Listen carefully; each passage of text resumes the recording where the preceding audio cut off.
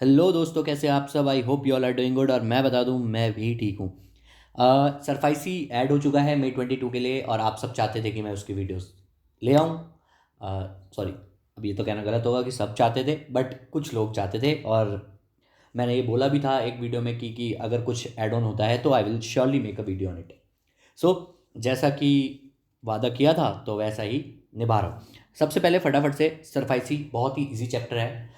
बड़ा चैप्टर है but easy chapter है। बहुत लॉजिकली ये जो है चैप्टर बनाया गया है, लॉ बनाया गया है, बट उतना इफेक्टिव नहीं था।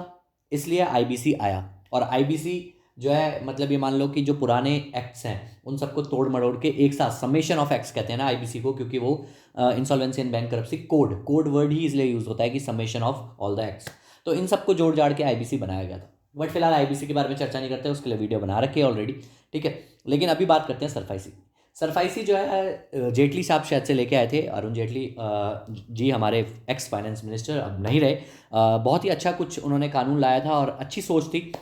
क्या था, बिना पकाए बिना आपका टाइम वेस्ट करे फटाफट से बता देता हूँ। ये जो चैप्टर का नाम है ना, यही बहुत कुछ कहता है। ये इसका नाम है रफा, और उसके बाद आता है ऐसी की तैसी, सॉरी फॉर द लैंग्वेज, ऐसी। ठीक है। अब बात क्या आती है, से जो होता है वो होता है सिक्योरिटाइजेशन। रफा सा होता है reconstruction of financial assets, and ESI का मतलब होता है एनफोर्समेंट ऑफ सिक्योरिटी इंटरेस्ट। ये तीनों शब्द, ये तीनों चीज जो मैंने बोला, 1 2 3 1 2 3, ये जो है, ये अपने आप में एक मीनिंग निकाल रहे हैं। और इसी के बेसिस पे सेक्शंस बटे हुए हैं चैप्टर के। जब अपन आगे जाएंगे तो इसी के बेसिस पे बात करेंगे। इन्हीं तीनों कैटेगरीज में जो है पूरा का पूरा चैप्टर बात करता है। जैसे अपन के तीन ये कैटेगरीज खत्म हो जाएंगे, उसके बाद पेनल्टीज वगैरह स्टार्ट हो जाएंगी, और वो आपको पता ही है कि ओपन बुक है तो आपके लिए ईजी हो जाएगा। तो बेसिकली अगर चैप्टर का कंटेक्स्ट समझना है और उसका कॉन्सेप्ट समझना है तो आपको ये तीन चीज़ों का मतलब पता होना चाहिए। बिना टाइम वेस्ट करे सीधी बात बताऊंगा कि का मतलब जो होता है सिक्योरिटाइजेशन होता है। सिक्योरिटाइजेशन का मतलब बहुत सिंपल होता है कि एक स्पेशल पर्पस व्हीकल कह लो या एक एसेट रिकंस्ट्रक्शन कंपनी कह लो, उसे बनाया जाता है। उसके पास जो है एसेट्स गिरवी रख दिए जाते हैं। क्या होता है, मैं आपको बहुत सिंपल सी चीज़ बता दूं। फॉर एग्जाम्पल, अगर मैंने एसबीआई से किसी भी तरीके का लोन लिया, ठीक है, विजय माल्या साहब ने लोन लिया एसबीआई से, ठीक है, वो एग्जाम्पल मैं अपना नाम हटा देता हूँ, बड़े लोगों की बात करते हैं। विजय माल्या साहब ने जो है लोन लिया। अब उन्होंने क्या किया, अपने एसेट्स गिरवी रखे होंगे, ठीक है, उसके पास, बैंक के पास। तो बैंक जो है यार अपना धंधा करे या पैसे वसूलने का काम करे। तो इस केस में क्या होता है, जो हमारी एसपीवी होती हैं, मैं स्पेशल पर्पस व्हीकल को प्यार से एसपीवी बोलूंगा। एसपीवी कह लो, एसेट रिकंस्ट्रक्शन कंपनी कह लो, सेम बात है। ठीक है, तो कहीं पर मैं एसपीवी बोल दूं तो समझ जाना कि एसेट रिकंस्ट्रक्शन कंपनी ही कह रहे हैं। हाँ, तो ये क्या होता है, इन लोगों को क्या होता है कि इन लोगों को बनाया जाता है। ये लोग क्या करते हैं, बैंक के बिहाफ पे जो है पैसे वसूलते हैं। हाँ, ठीक है, तो ये इस तरीके से पैसा वसूला जाता है। अब क्या होता है इस केस में, होता क्या है, अब ये पैसे वसूलते कैसे हैं, बहुत सिंपल तरीके से बता रहा हूँ, टेक्निकल में नहीं जा रहा। ये जितने भी एसेट्स बैंक के पास गिरवी पड़े होते हैं वो सारे के सारे ट्रांसफर कर देते हैं। बैंक जो है ट्रांसफर कर देता है एसेट रिकंस्ट्रक्शन कंपनी को, या स्पेशल पर्पस व्हीकल कह लो उनको। अब स्पेशल पर्पस व्हीकल क्या करते हैं, वो पैसा कहाँ से लेके आते हैं, जो ये एसेट ट्रांसफर करे गए हैं बैंक के द्वारा उनको। अब वो क्या करते हैं, मार्केट में शो करते हैं अपनी एसेट्स, अपनी वैल्यूएशन, और सिक्योरिटीज इशू करते हैं। सिक्योरिटीज इशू करते हैं, डेट कह लो, कुछ इक्विटी कह लो, ये लोग जो है वो इशू करते हैं। और मार्केट से, लोगों से, इन्वेस्टर्स से, आजकल तो इन्वेस्टर्स वैसे भी बहुत बढ़ चुके हैं हमारे इंडिया में, तो वो लोग उन लोगों से पैसा लेते हैं। उन लोगों से पैसा लेते हैं और बैंक को लौटा देते हैं। अब आप बोलोगे सर, इन्वेस्टर्स को भी तो पैसा चाहिए होगा, इंटरेस्ट चाहिए होगा, डिविडेंड चाहिए होगा, जो भी जिसके लिए भी उन्होंने अपना इन्वेस्टमेंट करी है, तो बिल्कुल चाहिए होगा। तो वो पैसा एसेट रिकंस्ट्रक्शन कंपनी कहाँ से ला के देगी। सबसे पहली बात, एसेट रिकंस्ट्रक्शन कंपनी जो है, जो ये काम करती है, उसके लिए कमीशन चार्ज करती है, और वो कमीशन जो चार्ज करती है वो किससे करती है, बैंक से करती है। फ्री में तो क्यों ही करेगी। ठीक है, अब बैंक का इससे ये फायदा होता है कि बैंक को जो है अर्ली रियलाइजेशन हो जाता है डेटर्स का। दूसरी बात, जो एसेट रिकंस्ट्रक्शन कंपनी होती है, अब ये जो है वो वसूली का काम करती है विजय माल्या से, कि भाई हम तेरे पैसे जो है हमें चाहिए, अगर तूने पैसे नहीं दिए तो हम तेरे एसेट जो है बेच देंगे। ठीक है, तो एसेट रिकंस्ट्रक्शन कंपनी जो है ये सारी मेहनत करती है, बैंक का टाइम बच जाता है, बैंक को टाइमली पैसा भी मिल जाता है। तो ये एक सोच थी जहां पर हमने क्या किया, सिक्योरिटाइजेशन के बारे में बात करी। ठीक है, अब विजय माल्या जब पैसे देगा तो उससे इंटरेस्ट वगैरह जो भी बनता होगा इन्वेस्टर्स का, वो उनको दे दिया जाएगा। सिंपल है। ठीक है, इसके बाद हमारे पास आता है रफा। रफा के बारे में अगर मैं आप लोगों से बात करूं तो रफा होता है, रफा जो होता है हमारा रिकंस्ट्रक्शन होता है। इसका मतलब ये होता है, रिकंस्ट्रक्शन का मतलब होता है कि क्या होता है, जो एसपीवी होती है या एसेट रिकंस्ट्रक्शन कंपनी होती है, अगर इन केस उनको लगता है कि विजय माल्या पैसे नहीं दे पाएगा, तो वो क्या करते हैं, वो विजय माल्या को समझाते हैं, जाके उनके साथ मांडवली करते हैं कि ठीक है इंटरेस्ट में ये चेंज कर लेते हैं, थोड़ा सा लोन के अमाउंट में थोड़ा सा चेंज कर लेते हैं, ठीक है आपका बिजनेस इस तरीके से आप चलाओ तो और अच्छा है, आपका अच्छे से काम हो जाएगा। मतलब एक तरीके से ओनरशिप तो नहीं लेते ये लोग, ठीक है, बट समझाते हैं, मांडवली करते हैं, आपस में बैठ के बातचीत करके सुलझा लेते हैं मामले को, ठीक है। तो रफा का मतलब यही होता है। रफा में जब हम जाएंगे तो यही पढ़ेंगे 3-4 स्टेप्स कि किस तरीके से मांडवली करी जाती है। मांडवली एक वैसा वर्ड है, वैसे आप कह लो कि क्या कहते हैं मांडवली को, मतलब बातचीत करके सॉल्व करना, ठीक है ठीक है। उसके बाद आता है एससी। एससी मतलब यहाँ पर आपका दी एंड हो गया। एनफोर्समेंट ऑफ सिक्योरिटी इंटरेस्ट का मतलब होता है जो एसेट गिरवी पड़े हैं वो अब क्या करेगी, वो बेच देगी, वो बेच दिए जाएंगे, ठीक है। तो यही हमारा पूरा का पूरा चैप्टर है। इसके अंदर थोड़े बहुत डेज आ जाएंगे, ठीक है, उसके बाद थोड़ी बहुत और चीज़ें आ जाएंगी, बस उसके अलावा कुछ नहीं है, ठीक है। ये समराइज वे में मैंने आपको बहुत प्यार से चैप्टर बता दिया कि इसमें ये जो है बेसिकली बात है। आओ आगे बढ़ते हैं बिना टाइम वेस्ट करे। कुछ एब्रीवेशंस है, ये आप पढ़ लेना यार, इसका तो मैं क्या टाइम वेस्ट करूं, सीधा सीधा आगे बढ़ते चलते हैं, सीधा डेफिनेशंस पे आऊँगा, ठीक है, बिना टाइम वेस्ट करे आपका डेफिनेशंस पे आते हैं। बाकी चीज़ें आपको पढ़नी हो तो आप पढ़ लीजिएगा। सेक्शन नंबर 1 हमसे बहुत सिंपल सी चीज़ कहता है कि सरफाइसी जो होता है वो एक्सटेंड होल ऑफ इंडिया में जो है अप्लाई करा जाता है। उसके अलावा होल ऑफ इंडिया में अप्लाई करता है, और वो कब आया था, वो 21 जून 2002 को आया था, ठीक है। इसके बाद अगला जो हमारे पास आता है वो आती है डेफिनेशंस। अब अगर मैं डेफिनेशंस के बारे में आप लोगों से बात करूँ तो सबसे पहली डेफिनेशन जो आती है वो आती है एसेट रिकंस्ट्रक्शन की। एसेट रिकंस्ट्रक्शन की डेफिनेशन बहुत सिंपल सी चीज़ कहती है। एसेट रिकंस्ट्रक्शन का मतलब होता है जहां पर एक्विजिशन किया जाता है किसके द्वारा, एसेट रिकंस्ट्रक्शन कंपनी के द्वारा, किसी भी बैंक के राइट्स को, ठीक है, इंटरेस्ट को, या फाइनेंशियल इंस्टीट्यूशंस के किसी भी, मतलब बैंक या फाइनेंशियल इंस्टीट्यूशन के राइट्स या इंटरेस्ट को किसी भी एसेट्स के for the purpose of realisation. जैसा कि मैंने आपको बताया था कि बहुत सिंपल सी बात है, एसेट रिकंस्ट्रक्शन कंपनी क्या करती है, किसी भी बैंक के राइट्स को ले लेती है, एसेट्स को ले लेती है, मतलब सिंपल सी देसी भाषा में बताऊं तो एसेट्स को ले लेती है और उसके बेसिस पे उसका रियलाइजेशन करवाने में हेल्पफुल करती है और रियलाइजेशन करती है। तो इसी का डेफिनेशन का मतलब है। उसके बाद एसेट रिकंस्ट्रक्शन कंपनी क्या होती है, एसेट रिकंस्ट्रक्शन कंपनी वो कंपनी होती है जो रजिस्टर्ड होती है आरबीआई के पास। याद रखना कहां पर रजिस्टर्ड होती है, आरबीआई के पास। सेक्शन नंबर 3 में जब हम पढ़ेंगे तो मैं आपको बताऊंगा कि रजिस्टर्ड किस तरीके से होती है, वहां पर हम इसके बारे में भी बात करेंगे, ठीक है। अभी फिलहाल इन्होंने एक लाइन ऐड करी है कि 28 एसेट रिकंस्ट्रक्शन जो है कंपनी जो है रजिस्टर्ड है आरबीआई के पास एज ऑन 31 मई 2021। तो ये थोड़ा याद रख लेना, आजकल आईसीआई जो है ऐसे क्वेश्चंस भी पूछ सकता है अगर इन्होंने नए नए ऐड करे हैं तो, ठीक है। इसके बाद आगे बढ़ते हैं। बैंक का मतलब क्या होता है, या बहुत सिंपल है, इसमें क्या टाइम पास करना। Banking company, corresponding bank, subsidiary bank, SBI, multi state cooperative bank, such other banks known as, ठीक है। बैंकिंग कंपनी की डेफिनेशन आप पढ़ लीजिएगा, मैं असली चीज बता दूं। बोर्ड का मतलब जो होता है सेबी हो गया। बोरोर का मतलब आप सबको पता है, बोरोर का मतलब ये होता है जिसने फाइनेंशियल असिस्टेंस ले रखी है, मतलब बोरोर का मतलब होता है जिसने फाइनेंशियल असिस्टेंस ले रखी है। फॉर एग्जांपल, मतलब अगर बैंक से मैंने विजय माल्या ने लोन लिया है तो Vijay Mallya will be the borrower, जिसने फाइनेंशियल असिस्टेंस ले रखी है किससे, बैंक से। उसके बाद इसके बाद सेंट्रल रजिस्ट्री, ये सब ठीक है, आप रीड कर लीजिएगा उसकी सारी चीज़ें। उसके बाद हमारे पास डेट डीआरटी, डीआरटी अवर जो होता है वो ट्रिब्यूनल होता है जो हमारा ये सारे कोई भी अपील वगैरह फाइल करनी हो तो इनके पास जाते हैं, ठीक है। इसके बाद हमारे पास अगर हम आगे बढ़ते हैं तो उसके बाद डेट सिक्योरिटीज़ की डेफिनेशन, वही डेट सिक्योरिटीज़ जो सिक्योरिटीज़ हमारी लिस्टेड है इन अकॉर्डेंस विद सेबी के अंडर, ठीक है, उसको डेट सिक्योरिटीज़ बोला जाएगा। इसके बाद हमारा डिफॉल्ट का मतलब, डिफॉल्ट का मतलब हम सबको पता है, डिफॉल्ट का मतलब होता है किसी पैसे ना चुकाना, मतलब कोई भी नॉन पेमेंट, चाहे फुल अमाउंट का हो, चाहे स्पेसिफाइड अमाउंट का हो या किसी भी कम अमाउंट का हो, तो भी उसको नॉन पेमेंट ही कहा जाएगा, उसको डिफॉल्ट ही कहा जाएगा, ठीक है। इसके बाद फाइनेंशियल असिस्टेंस का मतलब क्या होता है, फाइनेंशियल असिस्टेंस का मतलब होता है लोन देना, एडवांस देना, डिबेंचर्स देना, बोनस सब्सक्राइब करवाना, ये सारी चीज़ों को फाइनेंशियल असिस्टेंस बोला जाता है। मतलब विजय माल्या को अगर सिर्फ लोन ही नहीं होगा ना, एडवांस भी दे रखा है, डिबेंचर्स दे रखे हैं और उसके बाद वो भाग जाता है या कुछ भी होता है तो उसको भी हम यही बोलते हैं। इसके बाद फाइनेंशियल एसेट की डेफिनेशन है। देखो जब ये चैप्टर 4 में था तो ये सारी चीज़ें इंपॉर्टेंट थी क्योंकि आपको याद करनी पड़ती थी। आज की डेट में अगर इनकी डेफिनेशन इतनी क्लियरली आ जाती है तो आपके पास बुक है, ओपन बुक है, आप इजीली लिख सकते हैं, बस आपको पता होना चाहिए कि ये डेफिनेशन कहीं ना कहीं है, ठीक है। तो फाइनेंशियल एसेट का मतलब जो होता है वो यही होता है, क्लेम और एनी डेट जो रिसीवेबल्स वगैरह होते हैं, कोई भी राइट ऑफ इंटरेस्ट हो गया या फिर किसी भी तरीके का रिसीवेबल्स हो गया या बेनिफिशियल इंटरेस्ट हो गया किसी भी प्रॉपर्टी में, चाहे मूवेबल हो चाहे इमूवेबल हो, बेनिफिशियल राइट हो गया, टाइटल हो गया, इंटरेस्ट हो गया, हायर पे या फाइनेंशियल लीज वालों पे। तो आप इसे रीड कर लीजिएगा, कोई दिक्कत वाली बात नहीं है, बहुत सिंपल सी बात। फाइनेंशियल एसेट्स की डेफिनेशन मैं आपको क्या बताऊंगा, आप लोगों को बहुत अच्छे से आता है, यू आर सीएस एंड आपने ग्रुप 1 में भी इसको अच्छे से पढ़ा हुआ है। हालांकि ग्रुप 1 वाला सेम नहीं है, ऑब्वियसली एफआर वाला सेम नहीं है, बट फाइनेंशियल एसेट के मीनिंग तो नहीं चेंज होगा ना, मीनिंग वही है। अब यहाँ टेक्निकल वर्ड्स हैं बिकॉज ये लॉ है तो लॉ की लैंग्वेज है, ठीक है। इसके बाद फाइनेंशियल इंस्टीट्यूशन का मतलब क्या होता है जी? फाइनेंशियल इंस्टीट्यूशन का मतलब होता है कि फाइनेंशियल इंस्टीट्यूशन का मतलब क्या होता है? फाइनेंशियल इंस्टीट्यूशन का मतलब होता है कोई भी किसी भी तरीके का हमारा पब्लिक फाइनेंशियल इंस्टीट्यूशन जो कंपनीज एक्ट के तहत है, कोई भी इंस्टीट्यूशन जो सेंट्रल गवर्नमेंट ने स्पेसिफाई कर रखा है, कोई भी इंटरनेशनल फाइनेंशियल कॉर्पोरेशन जो एस्टेब्लिश है आईएफएससी के तहत, उसके बाद डिबेंचर ट्रस्टीज जो सिक्योरिटी डेट सिक्योरिटीज वाले होते हैं, एआरसी जो हमारे रजिस्टर्ड है, या एनबीएफसीज वगैरह को भी बोला जाता है। उसके बाद फाइनेंस लीज का मतलब भी आप सबको पता है, ये तो आप कहने वाली बात है। फाइनेंस लीज का मतलब तो आपको अच्छे से आता ही होगा। जो लीज होता है under the agreement of the tangible assets उसको कहा जाता है। हाइपोथेंटिकेशन का मतलब आप सबको पता है, हाइपोथेंटिकेट करना। उसके बाद हमारा ऑब्वियसली हाइपोथेंटिकेशन का मतलब आप सबको पता है जो चार्ज क्रिएट करते हैं। उसके बाद नेगोशिएबल डॉक्यूमेंट जो हमारे होते हैं, बिल ऑफ एक्सचेंज बीआर वगैरह भी हमने पढ़ा ही हुआ है, ठीक है। राइट्स जब हम किसी को देते हैं तो नेगोशिएबल इंस्ट्रूमेंट, चेक वगैरह जो होते हैं वो उन सबको कहा जाता है।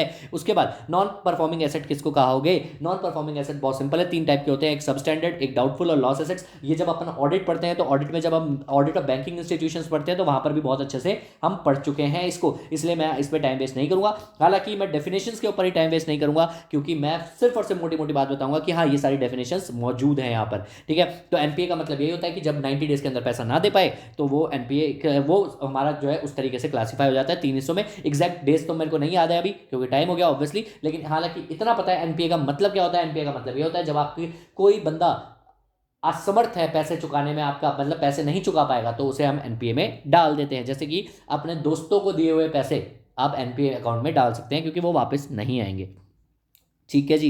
इसका प्रॉपर्टी की डेफिनेशन, क्वालिफाइड बायर की डेफिनेशन थोड़ी इंपॉर्टेंट हो जाती है क्योंकि हमें पता होना चाहिए कि क्योंकि जो एआरसी से, जो एसेट रिकंस्ट्रक्शन कंपनी है या एसपीवी है, उससे जो परचेज कर सकते हैं वो सिर्फ और सिर्फ क्वालिफाइड बायर्स ही परचेज कर सकते हैं, ठीक है। आगे जाके जब हम सेक्शन पढ़ेंगे तो ये बात भी अच्छे से मैं आपको बता दूंगा। तो क्वालिफाइड बायर होता कौन है? एक तो या तो फाइनेंशियल इंस्टीट्यूशन, कोई भी insurance company, bank, state financial corporation, उसके अलावा state industrial development corporation, trustee और एआरसी हैज बीन, जिसको सर्टिफिकेट सेक्शन नंबर 3 के तहत दिया गया हो, या फॉरेन इंस्टीट्यूशन इन्वेस्टर्स जो सेबी के तहत होते हैं, या नॉन इंस्टीट्यूशनल इन्वेस्टर जो स्पेसिफाई कर रखे आरबीआई ने, या अदर बॉडी कॉर्पोरेट जिसको सेबी ने बोल रखा हो, ठीक है। इसके बाद सिक्योर्ड क्रेडिटर्स की डेफिनेशन है, आप रीड कर लीजिएगा। सिक्योरिटी इंटरेस्ट है, ये सारी डेफिनेशंस है, ये मैं आपके लिए छोड़ता हूं। इंपॉर्टेंट डेफिनेशंस एक तरीके से मैंने आपको बता दी है, ये समराइज वे में है। अगर आप यहां पर देखेंगे तो यहां पर अगर आप देखेंगे तो ये सेक्शन नंबर 3 से लेकर सेक्शन नंबर 12B तक इसलिए है क्योंकि यहां पर हम सिर्फ और सिर्फ सिक्योरिटाइजेशन की बात करेंगे। इन सेक्शंस में हम सिर्फ सिक्योरिटाइजेशन के बारे में बात करेंगे, जैसा मैंने, इसीलिए मैंने स्टार्टिंग में ही आपको इसका मतलब बता दिया था कि आपको टेंशन मुक्त रहना है। अब जब भी आप रिवाइज करेंगे तो आपको कभी अगर रिवाइज करना हो आंखें बंद करिएगा और इस पेज को खोलिएगा और सेक्शन 3 का जितना भी है इसको रीड कर लीजिएगा। मैं यहां से नहीं पढ़ाऊंगा, मैं सीधा डिटेल सेक्शन में जाऊंगा। ऑब्वियसली हम समरी पढ़ के टाइम वेस्ट क्यों करें, हम तो सीधा सीधा डिटेल में पढ़ेंगे, ठीक है। क्योंकि एक तो वैसे ही मैं समराइज वीडियो बना रहा हूं, उसमें भी मैं समरी पढ़ूं उसके बाद डिटेल पढ़ूं तो it will waste your time. Section number 3 बहुत सिंपल सी बात, रजिस्ट्रेशन किसका? एआरसी का। एआरसी को आप प्यार से एसपीवी भी बोल सकते हैं, स्पेशल पर्पस व्हीकल, ठीक है।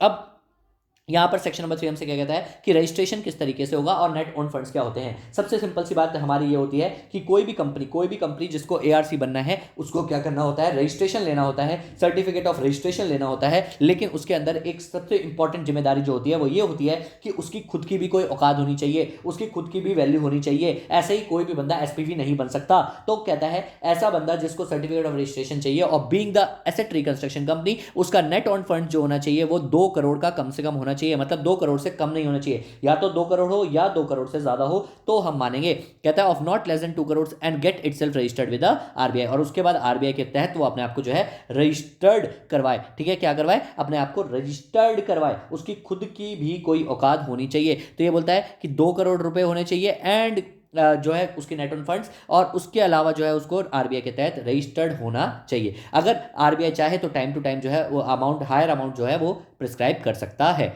ठीक है। उसके बाद पहला तो आपको समझ आ गया। दूसरा, एप्लीकेशन ऑफ रजिस्ट्रेशन बहुत सिंपल है। रजिस्ट्रेशन किसके पास जमा होगी? आरबीआई के पास जमा होगी। जो भी एआरसी है वो हमारी एप्लीकेशन फाइल करेगा किसके पास? आरबीआई के पास। कि जो सिक्योरिटाइजेशन कंपनी या एसेट रिकंस्ट्रक्शन कंपनी जो है कि मुझे रजिस्ट्रेशन चाहिए, और वो जो है जो भी उनका एड्रेस होगा वहां पर दे देगा। इतना कुछ ध्यान नहीं रखना, सिर्फ इतना ध्यान रखना है जो भी एसेट रिकंस्ट्रक्शन कंपनी बनना चाहती हो वो उसकी नेट ऑन फंड जो है 2 करोड़ की होनी चाहिए, और उसकी खुद की, मतलब कहने का तात्पर्य यह है कि उसकी अपनी वैल्यू होनी चाहिए, और उसके साथ साथ उसको आरबीआई के तहत रजिस्ट्रेशन लेना है। अब आरबीआई के पास अगर जाकर रजिस्टर्ड होना है तो ऑब्वियस सी बात है कि आपको एप्लीकेशन फाइल करनी होगी। उसके बाद कहता है जो हमारा एसेट रिकंस्ट्रक्शन कंपनी है वो अपना बिजनेस कमेंस कर सकती है 6 महीने के अंदर अंदर, उसको जो है अपना बिजनेस कमेंस करना होगा। 6 मंथ के अंदर अंदर उसको अपना बिजनेस कमेंस करना होगा जैसे ही उसको रजिस्ट्रेशन मिला। ये बहुत इंपॉर्टेंट पॉइंट है, पहले ये आगे लिखा होता था, अब आईसीआई ने यहां पर बुक समराइज करके दिया, अच्छे से दिया, तो यहीं पर डाल दिया कि जो हमारी एसेट रिकंस्ट्रक्शन कंपनी है वो कमेंस करेगी बिजनेस 6 महीने के अंदर अंदर from the date of certificate by the RBI. जब उसको मिल गया, आरबीआई जो है वो may grant extension of such further period not exceeding 12 month. लेकिन अगर 6 महीने के अंदर अंदर एसेट रिकंस्ट्रक्शन कंपनी अपना बिजनेस स्टार्ट नहीं कर पाई, अपना बिजनेस मॉडल स्टार्ट नहीं कर पाई, तो आरबीआई के पास ये पावर है कि इस 6 महीने को एक्सटेंड कर सके। लेकिन इस 6 महीने को एक्सटेंड करने के बाद भी मैक्सिमम 12 मंथ के अंदर अंदर ही बिजनेस चला ऑन करना होगा। मतलब एक बार अगर 12 महीने पूरे हो गए तो आपका सर्टिफिकेट जो है कैंसिल हो जाएगा, खत्म हो जाएगा। अरे यार, एक साल तक कर क्या रहे हो? सर्टिफिकेट लेके काम चालू करो ना फटाफट। ठीक है, तो ये बात है। इसके बाद अब यहाँ पर सबसे इंपॉर्टेंट बात आती है जो पेपर में मेरे ख्याल से पूछी जाती है, और जब पेपर 4 होता था तो भी पूछते थे ये लोग। ठीक है, अब बताता हूँ क्या। सबसे पहला भाई, कंडीशंस क्या क्या पूरी करनी होगी जब आपको रजिस्ट्रेशन लेने गए हो। तो ये सारी कंडीशंस आपकी जो है फुलफिल्ड होनी चाहिए, जितनी भी मैं नीचे पढ़ने जा रहा हूँ। ठीक है, सबसे पहला है कि एआरसी को पिछले 3 साल में लॉस ना हुआ हो। उसको किसी भी तरीके का पिछले 3 साल में, जो एआरसी खुद ही लॉस में चल रही है, वो बैंक का पैसा वसूल के कैसे दे सकती है? इसलिए बोला गया है कि एआरसी को पिछले 3 सालों में कोई भी लॉस ना दिया हो। दूसरा पॉइंट जो कहता है, बी पॉइंट क्या कहता है? बी पॉइंट ये कहता है कि एआरसी के पास एडुकेट अरेंजमेंट्स होने चाहिए। मतलब उसकी औकात होनी चाहिए कि वो पैसे वसूल के ला सके। अब ये, इसके लिए मेरे को बहुत अच्छे से याद है, आपका एक बहुत ही कमजोर दोस्त है और आपको किसी ने पीटा और आप उस कमजोर दोस्त के पास जा रहे हो कि मुझे बचा ले। एक बात बताओ यार, उस बंदे को खुद की बस की नहीं है, वो आपको क्या बचाएगा? तो यही बात है, अगर एआरसी की खुद की बस की नहीं है, उसके पास एडुकेट अरेंजमेंट्स नहीं हुए, तो वो आपको क्या बचाएगा? वो बैंक को क्या बचाएगा? तो यहां पर कमजोर जो है वो एआरसी नहीं होना चाहिए, इसी का ध्यान रखना है। उसके पास एडुकेट अरेंजमेंट्स होने चाहिए कि वो आपके पैसे जो है वसूलवा के दिखा सके। उसके अलावा उसने पीरियडिकल रिटर्न्स टाइमली, मतलब जितने भी उसके वो होते हैं, प्रोविजंस होते हैं, उनके जो लॉ प्रिवेल्स कर रहे होते हैं उनके ऊपर, एआरसी के ऊपर, वो उसने पूरे के पूरे फाइल कर रखे हो। सारी जो भी रिटर्न्स है, ड्यू डेट्स वगैरह पे उसने जमा कर रखे हो। मतलब किसी भी तरीके की गलत क्वालिफिकेशन, उसके अंदर क्वालिफिकेशन नहीं होनी चाहिए। ठीक है, उसके बाद तीसरा पॉइंट हमसे ये कहता है कि उसके पास जो एआरसी है, उसके पास डायरेक्टर जो होने चाहिए वो एडुकेट एक्सपीरियंस के होने चाहिए। ऑब्वियसली उसके पास अच्छे लोग होने चाहिए, दिमागदार लोग होने चाहिए और एडुकेट एक्सपीरियंस वाले लोग होने चाहिए। ठीक है, उसके बाद फोर्थ पॉइंट कहता है कि जो डायरेक्टर्स हैं एआरसी के पास, वो चोट्टे लोग नहीं होने चाहिए, मतलब चोर नहीं होने चाहिए, कन्विक्टेड नहीं होने चाहिए किसी भी ऑफेंस में। उसके बाद अगला पॉइंट जो हमसे कहता है वो ये कहता है कि जो स्पॉन्सर है, स्पॉन्सर का मतलब होता है बैंक, मतलब स्पॉन्सर का मतलब यहां पर क्या होगा? बैंक, क्योंकि बैंक ही स्पॉन्सर कर रहा है ना एआरसी को कि मेरे बिहाफ पे तू ये एसेट ले ले और मुझे तू पैसे दे दे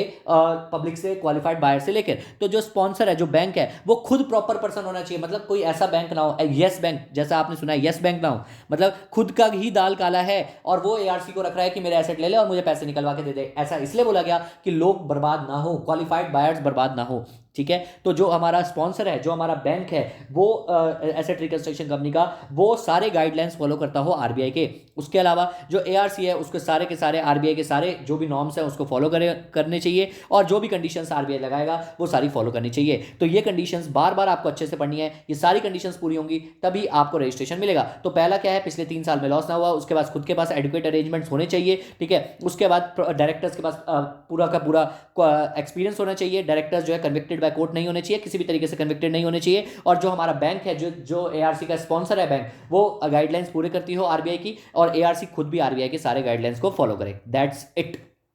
उसके बाद अगर ये सारी कंडीशन जो हमने थर्ड प्रोविजन में पढ़ी, अगर ये पूरी हो जाती है तो एआरसी को क्या दे दिया जाएगा? रजिस्ट्रेशन दे दिया जाएगा। एआरसी को क्या दे दिया जाएगा? रजिस्ट्रेशन दे दिया जाएगा। लेकिन अगर वो किसी भी तरीके से अगर उन कंडीशंस को पूरा नहीं करता है तो उसके एप्लीकेशन को रिजेक्ट कर दिया जाएगा। क्या कर दिया जाएगा? रिजेक्ट कर दिया जाएगा मेरे दोस्तों। ठीक है, अब यहां पर एक सबसे इंपॉर्टेंट सेक्शन जो मुझे लगता है कि एमसीक्यू में भी पूछा जा सकता है और आपसे थ्योरी में भी 3 नंबर का 4 नंबर का पूछा जा सकता है। क्या है? कहता है कि कुछ चीजें करने से पहले एआरसी को जो है आरबीआई की प्रायर अप्रूवल लेनी होगी। मैं पहले बता रहा हूं, प्रायर अप्रूवल मतलब चेंज करने से पहले आपको अप्रूवल लेनी होगी। ये नहीं कि मैंने चेंज कर दिया और उसके बाद आप अप्रूवल ले लो।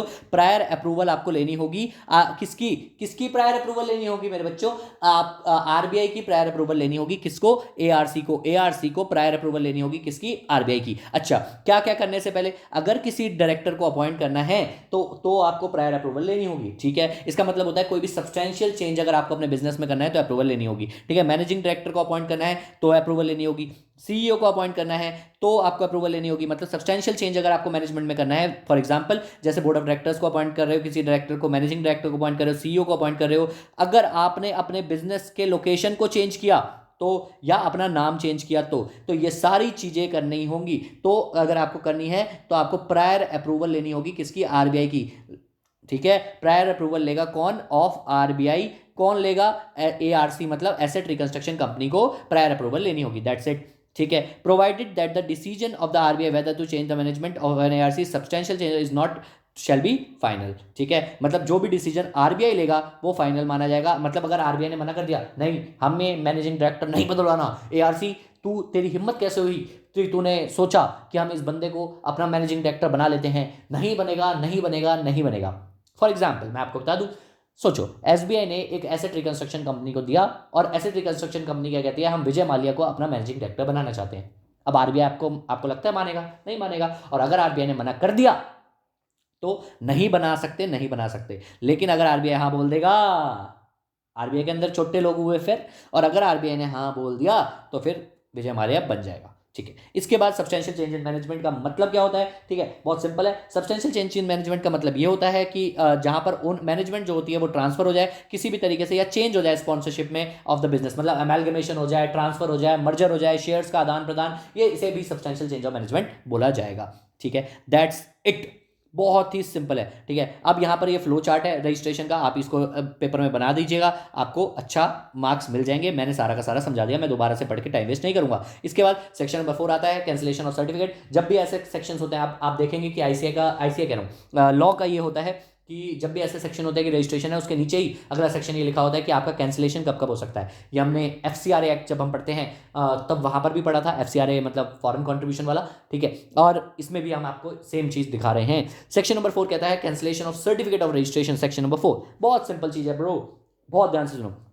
कहता है जो RBI है वो कैंसिल कर सकता है सर्टिफिकेट रजिस्ट्रेशन का जो ग्रांट करा गया है कंपनी को, कब? अगर अगर अगर वो बिजनेस अपना कैरी नहीं करता, अगर वो बिजनेस कैरी नहीं करता, cease to carry on business, मतलब कुछ और काम कर रहा है, मतलब जिस काम के लिए बिजनेस खोला है वो काम कर ही नहीं रही है, एसेट रिकंस्ट्रक्शन कंपनी का काम ही नहीं कर रहे, कुछ और ही काम करे जा रहे हैं, या फिर क्वालिफाइड बायर से उनको इन्वेस्टमेंट नहीं आई, मतलब क्वालिफाइड बायर से उनको इन्वेस्टमेंट नहीं आई, किसी और बायर से आ रही है लेकिन हमें तो सिर्फ क्वालिफाइड बायर से चाहिए, तो यहां पर आपका जो है रजिस्ट्रेशन कैंसिल हो सकता है। या फिर जो भी कंडीशंस होती हैं सर्टिफिकेट रखने की सेक्शन नंबर 3 में जो लिखी थी वो पूरी नहीं कर पा रहे, या फिर जो भी कंडीशंस टाइम टू टाइम बोली गई है वो पूरी नहीं कर पा रहे। ठीक है, उसके बाद जो भी RBI के डायरेक्शंस हैं उसको फॉलो नहीं कर पा रहे, RBI के डायरेक्शंस को फॉलो नहीं कर पा रहे, RBI और बुक्स ऑफ अकाउंट्स मेंटेन नहीं कर पा रहे, उसके अलावा जो भी इंस्पेक्शन के लिए बुक्स ऑफ अकाउंट्स RBI ने मांगे वो प्रोवाइड नहीं करे जा रहे, या RBI का अप्रूवल नहीं लिया, प्रायर अप्रूवल नहीं लिया RBI का 3 चीजें करते टाइम, जब भी सब्सटेंशियल चेंज आया बिजनेस में तब, लोकेशन ऑफ द बिजनेस को चेंज करते टाइम,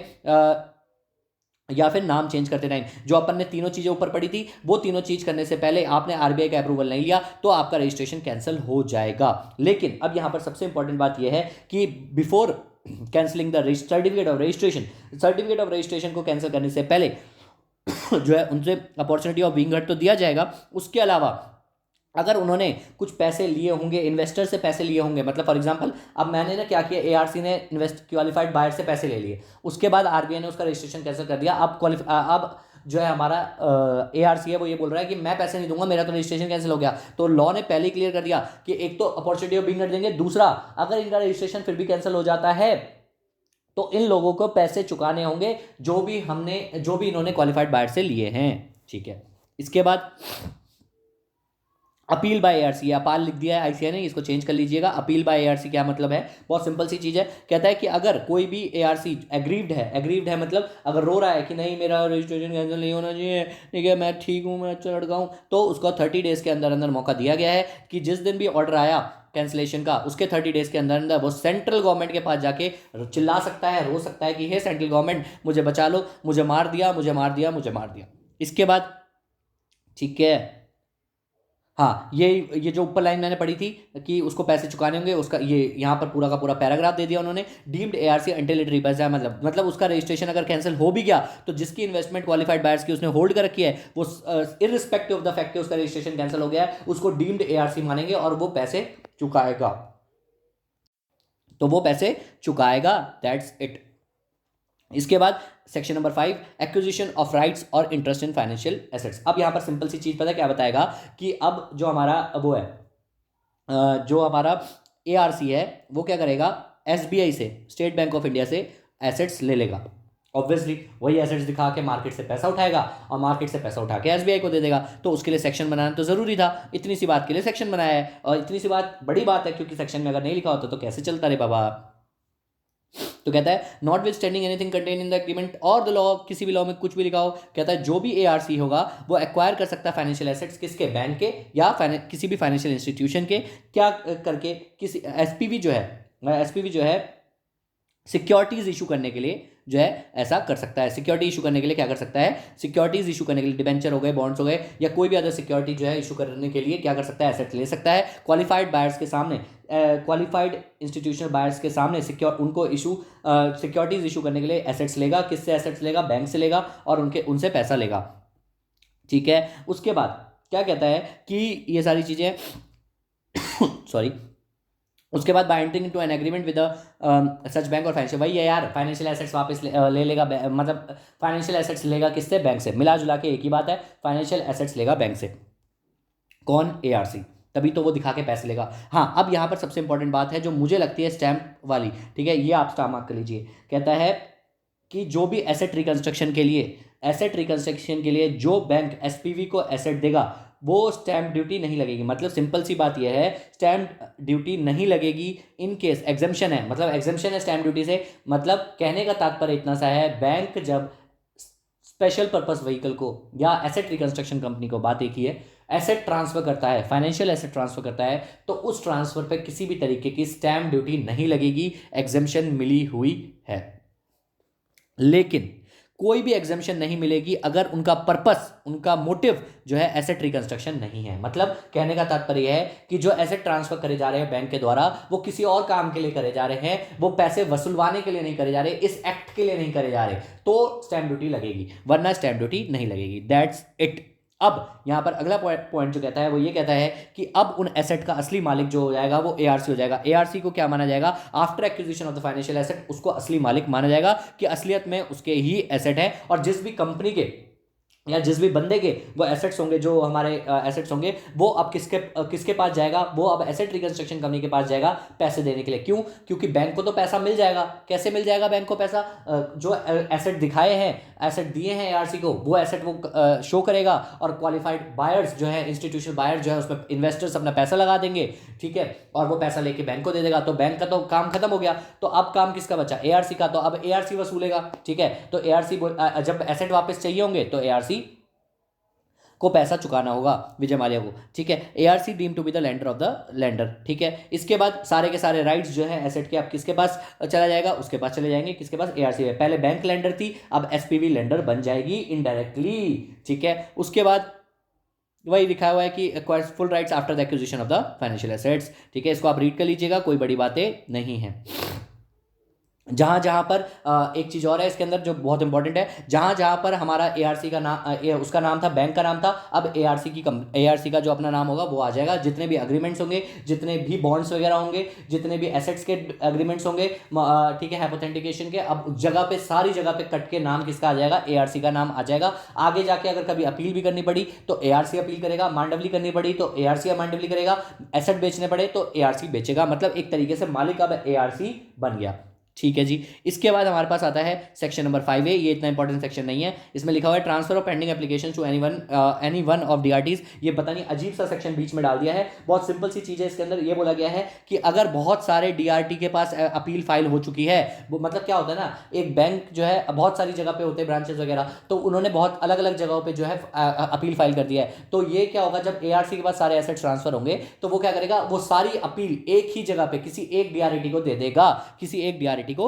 दे देगा। तो यही बोला गया है, transfer of pending case to एक डीआरटी, किसी भी एक डीआरटी को दे देगा। कहता है कोई भी financial asset of the borer जो एक्वायर किया है एआरसी ने, अगर वो सिक्योर डेट से एक से ज्यादा बैंक के या फाइनेंशियल इंस्टीट्यूशन के और पेंडिंग एप्लीकेशन से, वो सारी की सारी एक ही डीआरटी को दे दी जाएगी, और जो भी ऑर्डर पास किया जाएगा वो सबके ऊपर एप्लीकेबल होगा। इसके बाद सेक्शन नंबर 6 आता है। सेक्शन नंबर 6 बहुत सिंपल सी चीज कहता है विजय माल्या को क्या होगा, अब विजय माल्या को यहाँ पर सिंपल सी चीज ये बोली गई कि अब नोटिस चला जाएगा ऑब्लाइगर के पास। विजय माल्या को जो है नोटिस, विजय माल्या इसलिए बोल रहा हूँ क्योंकि हमने एग्जांपल में लिया था, तो विजय माल्या को क्या होगा, अब बता देंगे कि अब तुझे पैसे जो है एआरसी को देने हैं। एआरसी को मतलब एसेट रिकंस्ट्रक्शन कंपनी को देने हैं, बैंक को नहीं देने। विजय माल्या को भी तो इन्फॉर्म करना पड़ेगा ना कि तेरे एसेट अब उसके पास जा चुके हैं, अब तो अपने पैसे उसको चुका, हमें तेरे से कोई लेना देना नहीं है, हमारा तेरे से अब कोई मतलब नहीं है। तो यही बात बोली गई कि ऑब्लाइगर जो है वो पेमेंट किसको करेगा, एआरसी को करेगा, और उसको नोटिस भेज दिया जाएगा। That's it. इसके बाद सेक्शन नंबर 7 आता है। सेक्शन नंबर 7 कहता है issue of security by raising the receipts of the और फंड्स बाय एआरसी। मतलब कहने का तात्पर्य यह है कि अब यहाँ पर यही बात बोली गई है कि अब जो एसेट्स आ गए हैं एआरसी के पास, तो एआरसी क्या करेगा, अब उनको दिखाकर मार्केट से पैसा उठाएगा और मार्केट से पैसा उठा के किसको दे देगा, इन्वेस्टर से पैसा आने के बाद बैंक को दे देगा। मतलब ये लोग एआरसी को देंगे, इन्वेस्टर्स, और एआरसी क्या करेगा, बैंक को पैसा दे देगा ये वाला। और एआरसी को पैसा कहाँ से मिलेगा, एआरसी को पैसा मिलेगा विजय माल्या से। That's it. तो ये बोला गया कि सिक्योरिटीज दिखाएगा और पैसे ले लेगा। उसके बाद ठीक है, वही फंड रेज करना, एआरसी जो है फंड रेज करेगा, सेपरेट अकाउंट्स वगैरह मेंटेन करेगा, उसमें सारा पैसा लेगा। ठीक है, और बस यही सारी चीज़ें हैं। उसके बाद सेक्शन नंबर 8 क्या कहता है, सेक्शन नंबर 8 बस इतना ध्यान रखना कि हमें सेक्शन नंबर 7 में 2 बातें याद रखनी है, उससे अलावा कुछ नहीं याद रखना। सेक्शन नंबर 7 हमसे सिंपल सी चीज़ कहता है, एक तो अब एआरसी क्या करेगा, सिक्योरिटीज दिखाएगा और क्या करेगा, पैसे ले लेगा, सिक्योरिटीज इशू करेगा और पैसे ले लेगा क्वालिफाइड इंस्टीट्यूशनल बायर से। और दूसरा, जो पैसे उसके पास रिसीव हुए हैं वो पैसा लेकर किसको दे देगा, बैंक को दे देगा, क्योंकि ठीक है, और बैंक का काम खत्म हो जाएगा। इसके बाद सेक्शन नंबर 8 कहता है exemption from registration of security receipt. इसके अंदर ये बोला गया कि कोई भी सिक्योरिटी रिसीट अगर इशू करी जाती है एआरसी के द्वारा तो वो उसको मतलब इस केस में जो है हमारे डिबेंचर्स के राइट असाइन नहीं होंगे। मतलब ये ना वैसे नहीं है, ये डिबेंचर्स के जब रिसीट्स वगैरह डिबेंचर्स इशू करे जाते हैं ना, तो उसका प्रोविजन है। तो इसमें आपको सिंपल सा हिंदी में बताऊं कितना ये ध्यान रखना है कि मतलब इस केस में जब भी डिबेंचर इशू करते टाइम डिबेंचर्स के राइट असाइन करने की जरूरत नहीं है, रजिस्ट्रेशन कराने की जरूरत नहीं है। That's it. बस रजिस्ट्रेशन किस चीज़ की, डिबेंचर इशू करने की।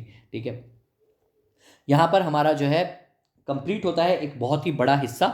इसके बाद हमारा जो है एसेट रिकंस्ट्रक्शन मतलब सफ़ा स्टार्ट हो जाएगा। अब यहाँ से हमारा सफ़ा चलेगा जिसको हम कहते हैं, ठीक है, सिक्योरिटाइजेशन हो गया। अब हमारा जो है हमारा एसेट रिकंस्ट्रक्शन चलेगा। ठीक है, अब यहाँ पर क्या होता है कि सिक्योरिटाइजेशन तो हमने पढ़ लिया। ठीक है, अब हम पढ़ेंगे रफा, सफ़ा बोल दिया था शायद से मैंने, रफा रिकंस्ट्रक्शन ऑफ फाइनेंशियल एसेट्स। तो सेक्शन 9 हमारा जो है रफा के बारे में बात करता है। देखा, जो स्टार्टिंग में मैंने आपको बताया था ना, सब कुछ वही है, बस ये है कि अलग अलग थोड़ा सा बटा हुआ है। तो मैंने तीनों को अलग अलग इस तरीके से बांट के आपको बता दिया। I am sorry.